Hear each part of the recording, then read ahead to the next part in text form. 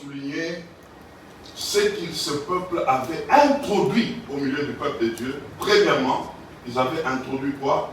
L'idolâtrie.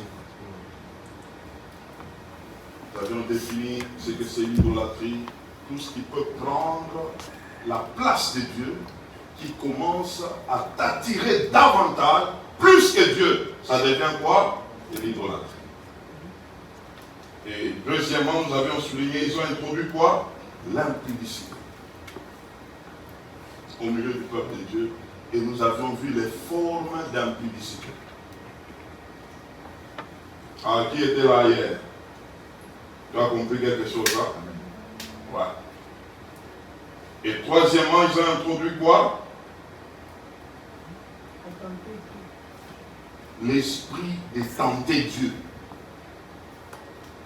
Quelqu'un qui vit en dehors de Dieu, mais il veut exiger des choses à Dieu. Ça, c'est tenter Dieu. Nous avons vu ça. Et quatrièmement, les murmures. Et c'est comme ça que ces choses-là se sont installées à cause d'un tout petit peuple qu'on appelait qui? Les ramassis. Et nous avions vu les remèdes. Premier remède, les ramassis, on ne traite pas avec eux, il faut le faire disparaître. Il faut faire un effort de le faire disparaître. Et Dieu a mis combien d'années pour le faire disparaître? 40 ans. 40 ans. Il fallait qu'ils soient tous exterminés.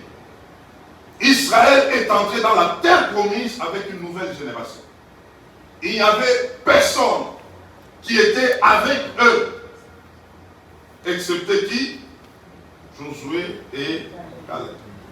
Tous les restes qui étaient infectés par les ramassis devraient être exterminés. Et deuxièmement, comme remède, il faut fuir l'impudicité. L'impudicité, on ne résiste pas. Le remède pour l'impudicité, c'est quoi? C'est fuir. Et nous avons vu comment fuir. Hein? Ce n'est pas seulement voir quelqu'un fuir, non. Fuir l'impudicité, c'est fuir les réseaux sociaux ou au monde des choses impudiques. C'est fuir tout environnement qui peut te piéger. C'est fuir certains garde-robes. C'est fuir quoi encore? On a vu beaucoup de choses. Hein? Il faut vraiment saisir la sagesse de Dieu. Et si nous nous mettons ainsi, nous allons expérimenter beaucoup de choses. Et troisièmement, nous avons vu, nous devons retourner au vrai culte. Et le vrai culte qui se trouve dans Romains chapitre 12, versets 1er à 2. Nous devons offrir tout de nous à Dieu, esprit, âme et corps, pour lui donner un culte favorable. Que tout de toi puisse être pour Dieu. Quand on te regarde, qu'on voit la gloire de Dieu. Amen. Quand on te regarde, qu'on voit quelqu'un créé à l'image et à la ressemblance de Dieu. Si quelqu'un peut te voir et identifier le qui tu es par rapport à Dieu, tu as fait quelque chose. Tu as fait quelque chose. Et nous avons brillé. Amen. Ce matin, je vais clôturer. Nous allons prendre nos Bibles dans 2 Pierre, chapitre 3 plutôt, du verset 1er au verset 10. Est-ce qu'on peut se tenir debout pour honorer la parole de Dieu? 2 Pierre, chapitre 3. Nous allons prendre du premier verset au verset 10. Amen. Amen. Que Dieu vous bénisse, on peut reprendre nos places. Comme je le dis dans mon introduction, je ne veux pas être long. Selon que vendredi et hier, nous avions pris une très bonne dose. Et aujourd'hui, nous allons relever quelques points qui vont encore nous aider. L'apôtre Pierre est en train de parler de son deuxième livre. il est en train de rappeler à ceux qui étaient avec lui, il est en train d'éveiller leur conscience, en train de les amener à comprendre le siècle dans lequel ils sont demande à ce que chacun puisse vivre étant en éveil.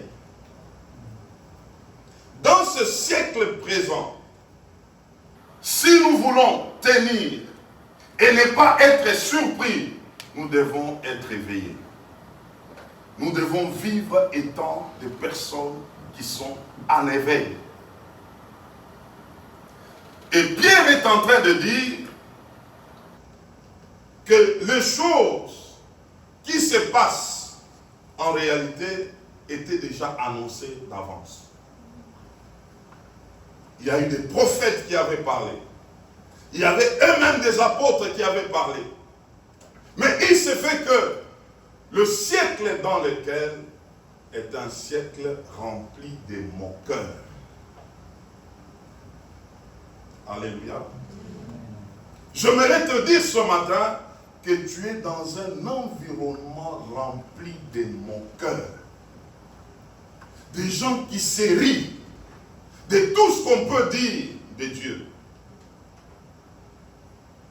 Et je peux même ajouter que nous sommes dans une génération de moqueurs. Des gens qui prennent les choses de Dieu à la légère. Des gens qui ne croient pas. Des gens qui se disent que vous exagérez. Des gens qui se disent que c'est à cause de vos problèmes que vous commencez à parler de Dieu. Il y a plusieurs manières d'interprétation des choses de Dieu qui ont amené même des enfants de Dieu à avoir honte de parler de Dieu. Honte de se présenter comme étant enfant de Dieu.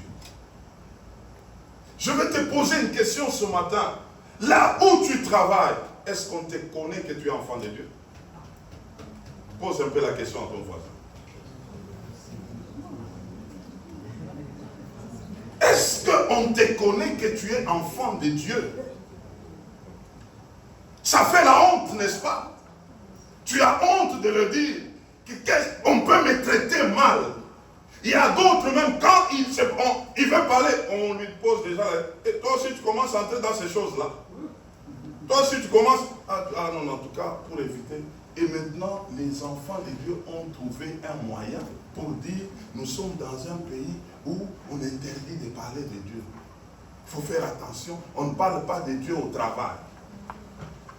Mais je voudrais te dire, parce qu'on ne parle pas de Dieu au travail, on a aussi interdit de ne pas parler du diable au travail.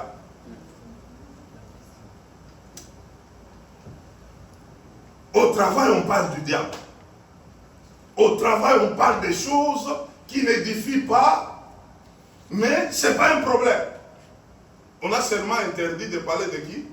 De Dieu. Et toi aussi, tu te connais. Non, bon, je ne parle pas de lui parce qu'on nous a déjà interdit. En réalité, il y a la honte. Tu ne veux pas t'affirmer. Tu ne sais pas te présenter. Et ça, c'est l'esprit du siècle présent qui a amené à ce que qu'on puisse mépriser tout ce qui est de Dieu. Qu'on puisse mépriser le sacré. Et les enfants de Dieu n'arrivent pas à s'élever.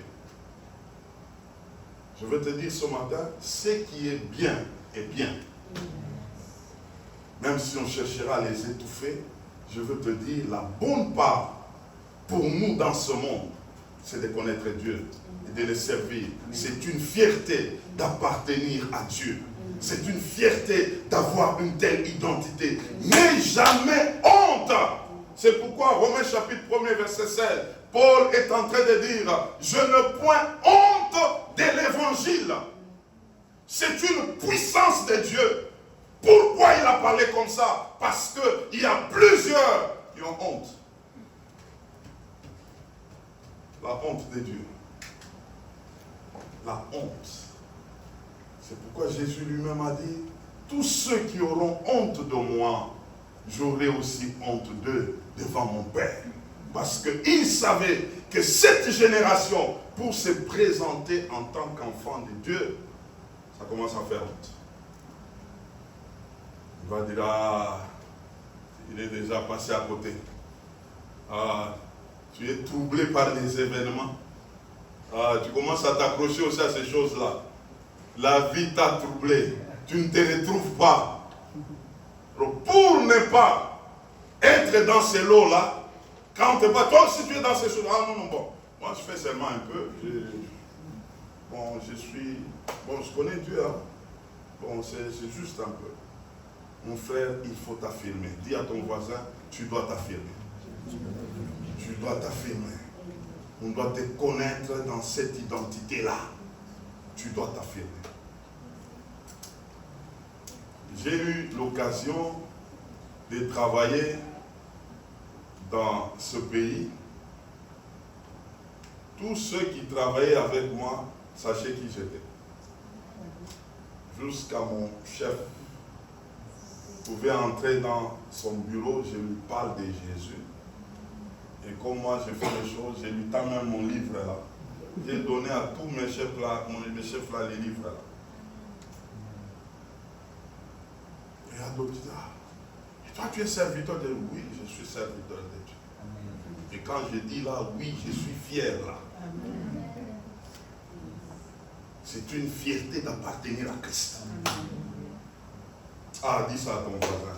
C'est une fierté d'appartenir à Christ. C'est une fierté. Alors, ce siècle de mon cœur a fait que tout ce qui est sacré, l'ennemi les a minimisés. Et ça, c'est un fléau. Minimiser tout ce qui est sacré. Et aujourd'hui, je veux parler juste de la famille. Et on va prier. La famille est sacrée, mais le siècle présent a méprisé la famille, a détruit la famille.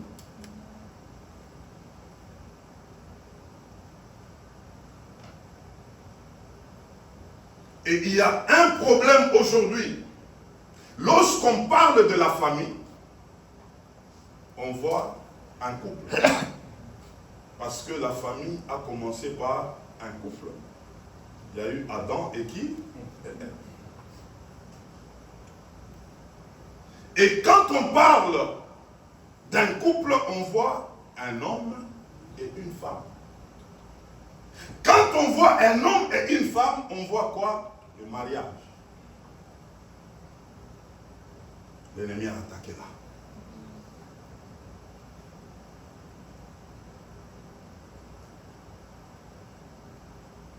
Aujourd'hui, c'est compliqué de parler d'un couple.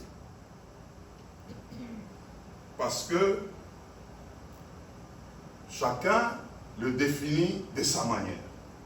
Et ça vient de l'ennemi. J'aimerais que tu me suives très bien. Je vous ai promis, je ne serai pas là.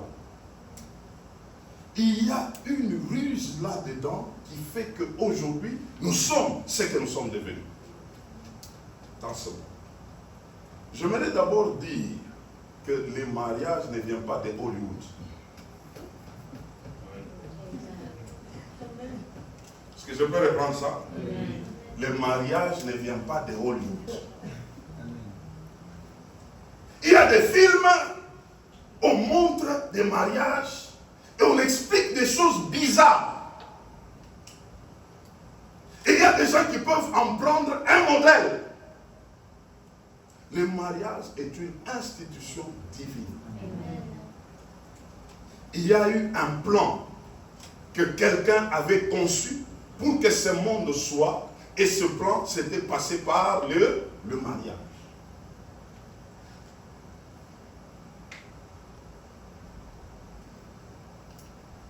Aujourd'hui, nous avons plusieurs modèles qui font que il y a trop de problèmes.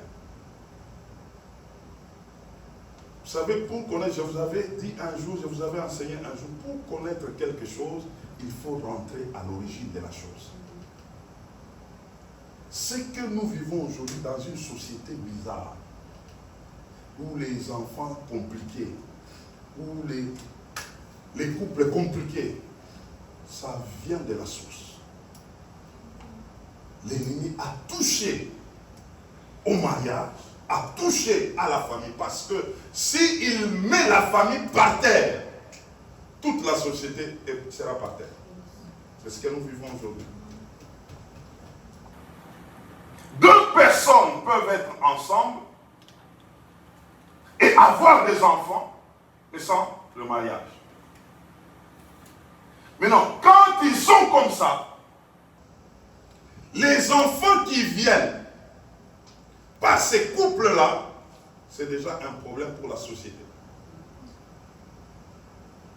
Et donc nous allons comprendre que il y a des gens qui se sont mis ensemble sans connaître ce que c'est le mariage. Et aujourd'hui, nous avons des dégâts par rapport aux enfants. Le Seigneur m'a amené à comprendre quelque chose. Lorsque un couple s'unit sans Dieu, c'est déjà un problème pour ceux qui viendront. Maintenant, regardez aujourd'hui comment on a défini le mariage dans la société.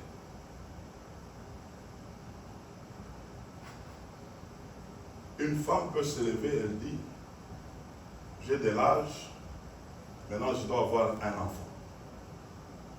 Mais quand elle parle d'un enfant, elle ne parle pas du mariage, elle parle d'avoir un enfant. Un homme peut se lever et dire, je veux me mettre en couple avec une femme. Vivre avec. Mais en même temps, ils font des enfants.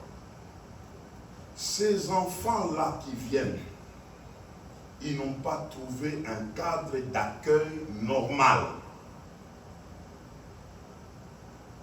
Et donc, ils ne peuvent que reproduire ce qu'ils ont vu. Combien d'enfants vivent aujourd'hui en voyant papa et maman?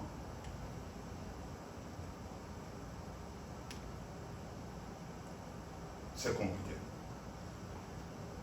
Un enfant qui est né, il n'a pas vu papa et maman, c'est un enfant déséquilibré.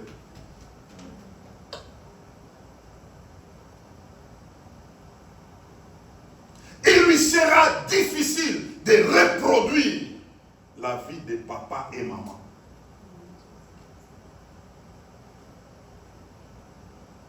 Parce qu'en réalité, ce que Dieu veut de tout ce que nous faisons, c'est que nous prenons des exemples. Nous avons lu avec vous 1 Corinthiens 10, verset 12. Ce qui nous sont arrivés, c'est pour nous servir d'exemple à nous qui sommes parvenus. En réalité, il y a des choses que nous devons voir afin de les reproduire. Et la vie est faite de cette manière-là.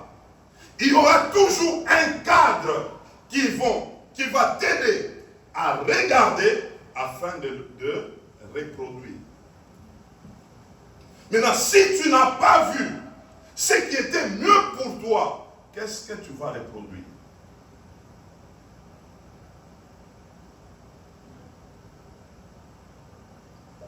Regardez quelqu'un qui est né dans une famille musulmane. Là, je parle d'un enfant. Quand l'enfant grandit, il sera qui? Quelqu'un qui est né dans une famille bouddhiste, il sera qui? Dans une famille chrétienne, il sera qui? Pourquoi? C'est l'environnement qu'il a préparé.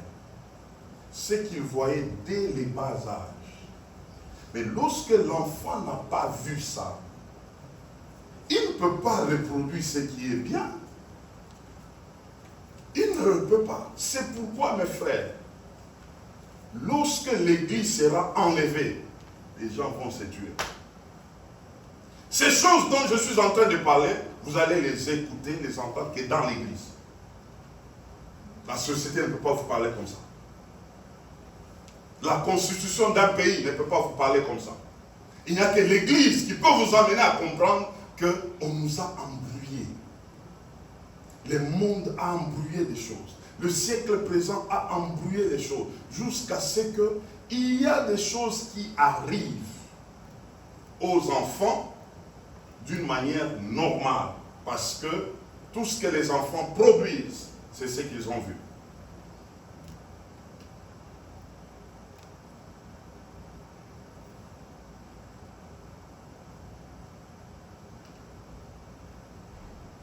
Aujourd'hui, c'est définir ensemble comme étant couple.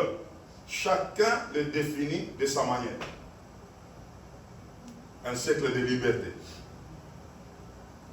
Chacun décide comme il veut. Peut s'élever aujourd'hui et le monde a piégé beaucoup de gens. Vous savez ce que nous vivons dans ce pays. À 18 ans, à 16 ans même, un enfant peut travailler. Un enfant peut avoir son salaire. Un enfant peut trouver un appartement et rester là, seul. Vous savez qu'en réalité, ce n'est pas bien.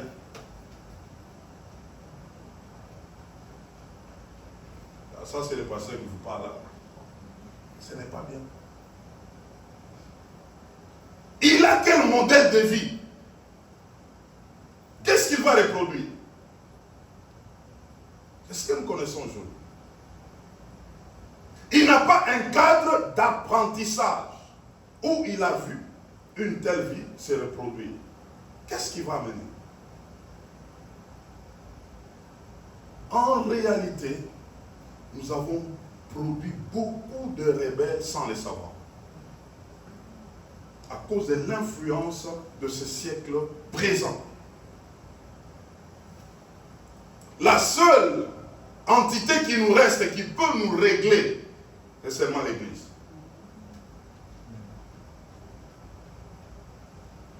Ces choses, le monde ne peut pas vous les enseigner. Et quand nous parlons de l'Église, nous devons rentrer d'abord au commencement, comment la famille avait été instituée. La famille était l'affaire d'un homme et une femme. Pas un homme et des femmes. Un homme, une femme, c'est par là que les choses avaient commencé. La famille n'a pas commencé par un homme qui avait besoin d'avoir un enfant. La famille avait commencé par un homme qui avait besoin d'une femme, même sans enfant. Mais aujourd'hui, nous nous retrouvons avec des hommes qui cherchent les enfants, les femmes qui cherchent les enfants. Mais vous cherchez les enfants, pour les avoir, il faut quelqu'un. Mais le quelqu'un là, c'est pour un temps. Après, on va les mettre de côté. Moi, j'avais besoin des enfants. Maintenant, ces enfants-là qui vont naître comme ça, ils n'ont pas vu. Quand ils vont grandir, ils chercheront aussi d'avoir les enfants, sans homme, sans femme. Comme ça se développe comme ça, il y a de ceux-là maintenant qui sont capables d'être ensemble, chercher des enfants, quel que soit le sexe. Vous savez là où nous sommes arrivés là? Ça a commencé là. Parce que ce qui m'a motivé, c'est avoir un enfant. Et quelqu'un peut même te dire, mais tu as combien? Tu as 35 ans? Ah non, mais il faut avoir un enfant. Et quand tu écoutes comme ça, il ne te dit pas, il faut te marier, mais il faut avoir un enfant. On a terni l'image du mariage. Et c'est ce qui nous a amené les troubles aujourd'hui. Comment on se marie? Le mariage vient de qui? Vient de Dieu. Mais Hollywood a produit son mariage. Ce sont des choses qui sont sacrées. Et parce que c'est sacré, il faut rentrer auprès de Dieu. Je vous ai parlé au début que l'ennemi a rendu les choses il se moque des choses de Dieu jusqu'à ce qu'on commence à chercher les modèles du monde pour faire les choses. Mais en réalité, tout ce que Dieu n'a pas mis la main, la chose là ne peut pas nous amener quelque part. Et ce matin, je suis en train de m'adresser beaucoup plus à la génération qui monte. Ne faites pas les mêmes erreurs que vous avez vu faire ceux qui vous ont précédé. Ce n'est pas une civilisation, quelle que soit sa hauteur, qui peut déterminer une vie de famille, sinon Dieu. Sinon Dieu. Sinon Dieu.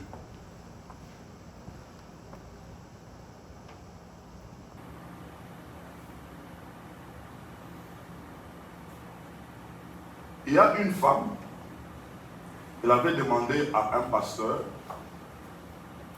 qui est en Afrique, il dit, pasteur, j'ai des problèmes avec mon enfant. L'enfant ne veut pas aller à l'école. Est-ce que tu peux l'appeler et parler avec mon enfant? Cet homme s'est étonné pour dire, l'enfant ne veut pas aller à l'école. Mais dis-lui d'aller à l'école. Il dit non, il refuse, il a déjà refusé. Il dit, mais tu es parent, il dit non. Ici, là, si l'enfant a déjà dit non, c'est non. La loi nous présente les choses et c'est comme ça. Et le pasteur là, il dit, en tout cas, donc c'est compliqué. Amène-les un peu en Afrique, qu'ils fassent les stages, puis je vais te les ramener.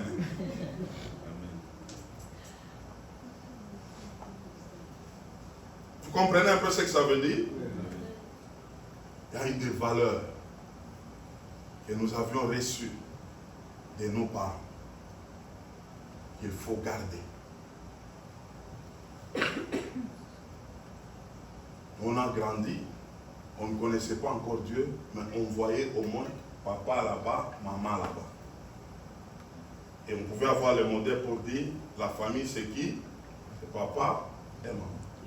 Maintenant, Dieu est venu pour nous éclairer que les papas et maman là viennent de Dieu.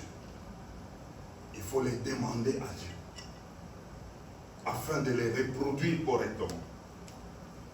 Sans ça, on est en train de créer une génération de problèmes.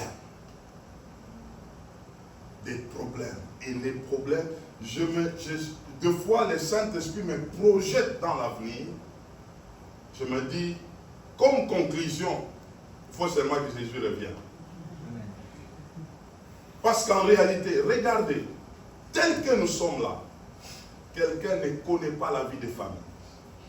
C'est quoi vivre en couple? Il grandit et il commence à vivre seul. Il veut se mettre en couple.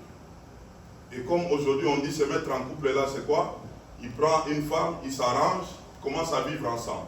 Et en vivant ensemble, ils mettent 2 enfants. Ces enfants-là n'ont aucune notion de la vie de famille. Ils doivent aussi grandir, ils doivent aussi se reproduire. Et ils vont communiquer ce qu'ils n'ont pas reçu. Que sera le résultat? C'est de là que nous commençons à voir même des choses, des rapports bizarres dans ce monde. Parce qu'en réalité, la cause, on a abandonné Dieu. On a eu honte de Dieu. On n'a pas travaillé correctement. Je veux vous dire une chose ce matin. Tout ce qu'on a eu à faire sans Dieu et qu'on comprend aujourd'hui qu'on l'a fait mal, il faut avoir le courage de commencer à en parler. C'est même ce que le Seigneur m'a dit.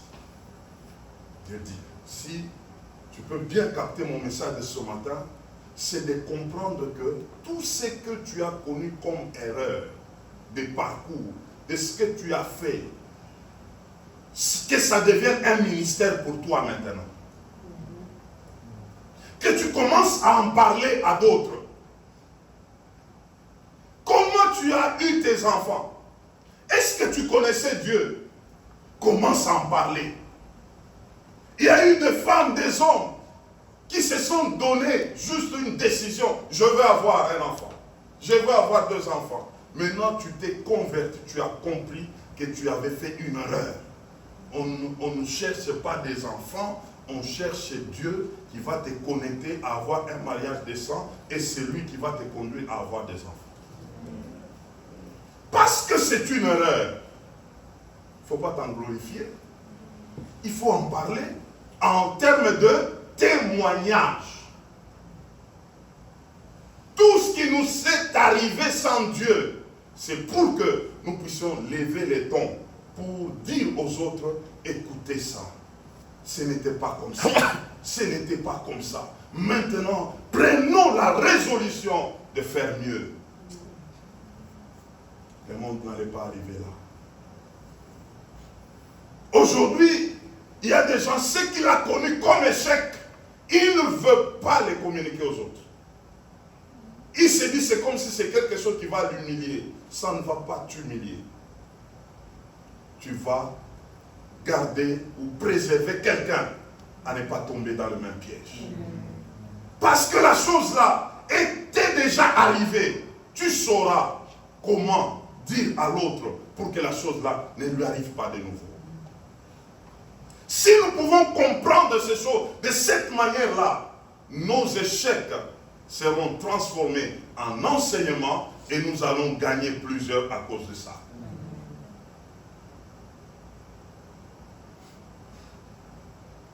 Est-ce que tu es capable de parler de tout ce que tu as connu en mal de toi aux autres? Demande un peu à ton voisin ça.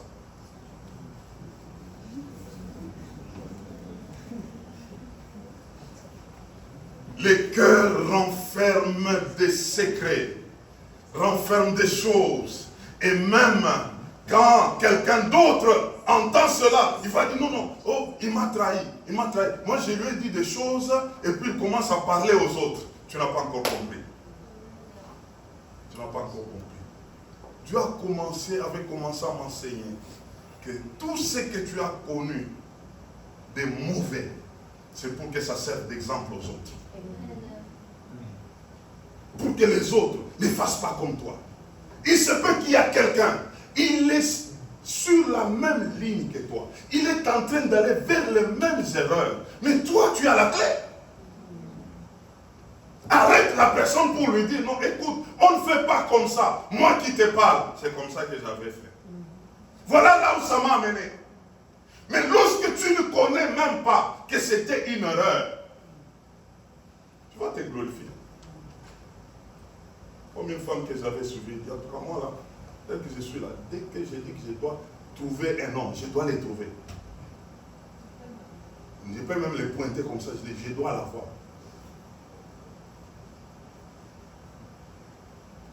Ça c'est déjà un problème. Que tes erreurs servent de témoignage. Que tes erreurs puissent amener d'autres à ne pas les commettre.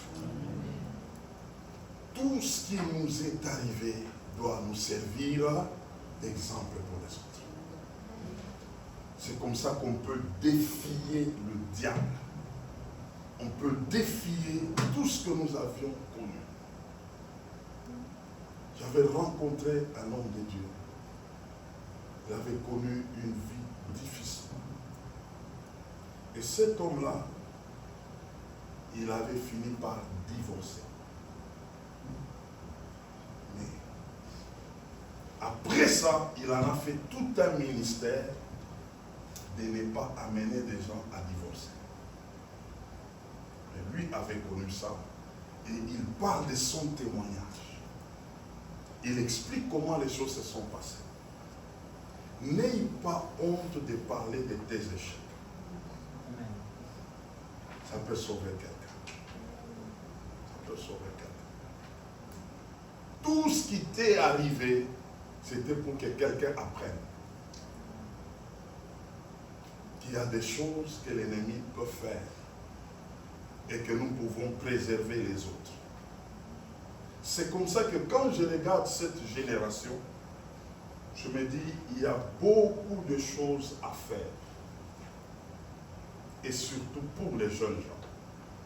Parce que nous étions jeunes comme eux.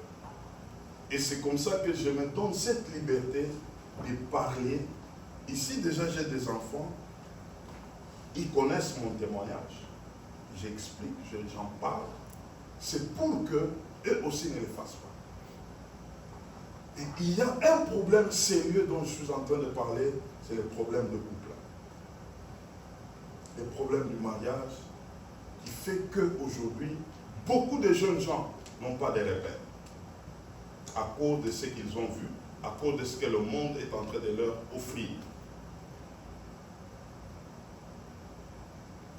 Je suis vraiment même tenté d'en faire un ministère dans ce cadre-là, encadrer la jeunesse à le préparer au mariage. Une société sans mariage, c'est une société qui est prête à tout. Quand l'enfant là regarde sa mère et il ne voit pas son père, vous voyez que l'enfant ne se pose pas de questions. L'enfant se pose des questions. L'enfant regarde comment est-ce que les autres sont en train de vivre. L'enfant se pose des questions. Et quand il grandit, il cherchera ses propres solutions à lui. Et c'est ce que nous sommes en train de vivre aujourd'hui. Je veux dire ce matin, les modèles de la vie, c'est Dieu. C'est pourquoi Jésus parlait toujours en disant, au commencement, cela n'était pas ainsi. Cela n'était pas ainsi. Cela n'était pas ainsi. Nous devons nous inspirer de ce que Dieu a fait. Et c'est pourquoi j'insiste que l'entité qui reste à nous ramener, à retrouver l'équilibre de la vie, c'est l'Église. C'est l'Église. La famille a perdu beaucoup de choses. La famille a failli à beaucoup de choses. Et parce que c'est l'Église, c'est pourquoi l'Église est combattue. Pour que ces choses ici ne soient pas communiquées. Qu'on avance comme ça, jusqu'à ce qu'on pourra faire comme tout le monde. Mais la volonté de Dieu est que toi et moi, nous puissions rester accrochés à ce que Dieu a dit. Et que tes échecs soient un témoignage pour les autres. Alléluia. Amen. Je suis en train d'annoncer quelque chose. Dans l'église ici, ne vous étonnez pas lorsque quelqu'un passera devant pour commencer à expliquer les choses qu'il a connues. Ne vous étonnez pas. Et ne dites pas que quand on présente ta vie en témoignage, qu'on est en train d'exposer ta vie. C'est un piège du diable. On n'expose pas ta vie, mais on est en train d'expliquer à ce que cette vie-là puisse aider quelqu'un d'autre.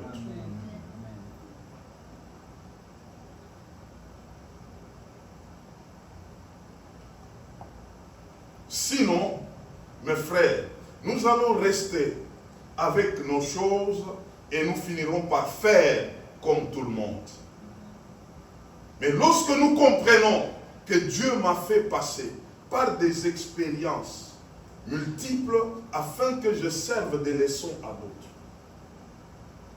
Vous savez qu'on peut se retrouver dans un mariage avec un méchant et que Dieu te demande d'arrêter ça. Tu peux en parler aux autres. Tu peux expliquer. Vice versa, et ce soit la femme, et ce soit l'homme. Il y a des choses que Dieu nous amène à comprendre pour que cela ne puisse pas nous arriver. Et Dieu commencera toujours par quelqu'un.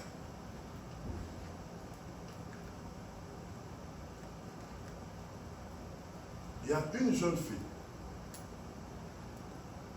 c'est en Afrique du Sud. Elle s'est retrouvée dans la salle de classe où elle était. Pendant qu'il fallait parler, le professeur enseigne. Pendant qu'il est en train d'enseigner, et le professeur a posé la question. Qui est vierge ici parmi les filles? La seule fille a levé sa main. Toute la classe était scandalisée. Et on a commencé à l'acculer. Mais tu es bête. Jusqu'au professeur. Mais pourquoi tu n'as jamais essayé ça? Ça ne se passe pas comme ça. Dans une salle de classe. C'était un scandale. La fille rentre chez elle et elle recevait même des appels. C'est la société actuelle, le siècle présent. Une telle personne, pour qu'elle soit encadrée, il faut l'Église. Il faut l'Église. Il faut l'Église. L'Église, seule l'Église, continue à garder les valeurs. Seule l'Église continue à garder les valeurs.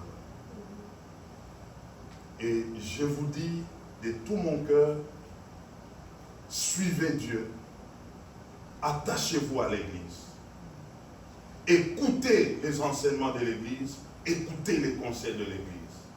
Le monde a beaucoup perdu. Le monde a perdu les valeurs. Le monde a perdu la manière de faire.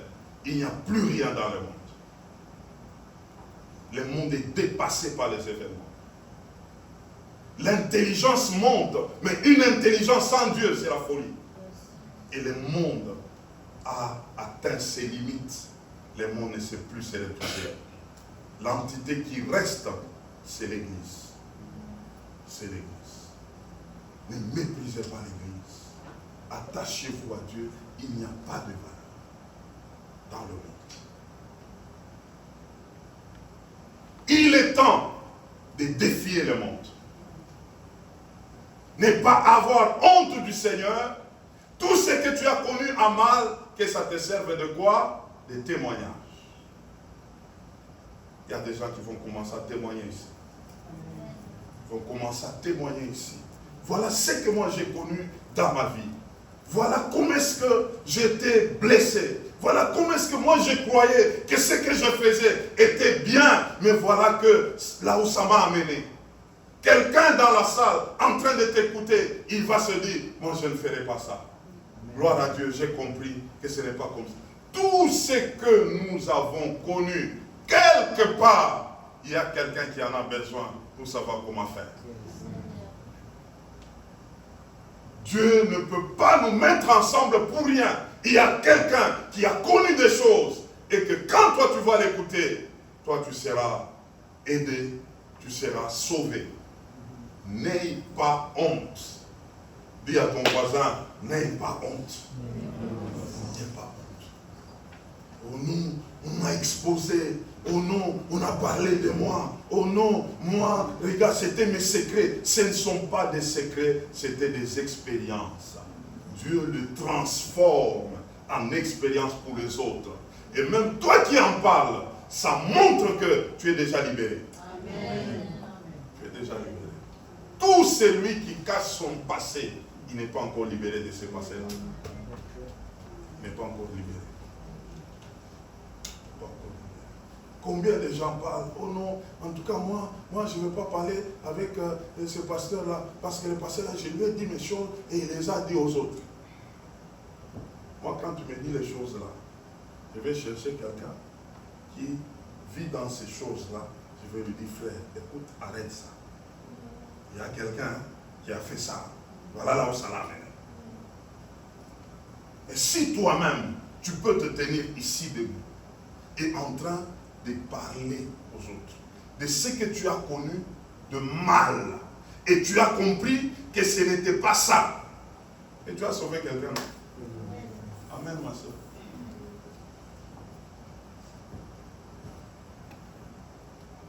C'est l'évangile que le Seigneur m'a appris pour libérer des vies. Et j'appelle ça libérer les cœurs. Ton cœur a besoin d'être libéré des choses afin que tu vives des nouvelles choses avec le Seigneur. Et donc ces échecs-là ne pouvaient qu'être des échecs apparents. Mais en réalité, ça a aidé et ta vie et la vie de quelqu'un d'autre. Est-ce que quelqu'un a compris mon message de ce matin? Que Dieu vous bénisse abondamment. Amen.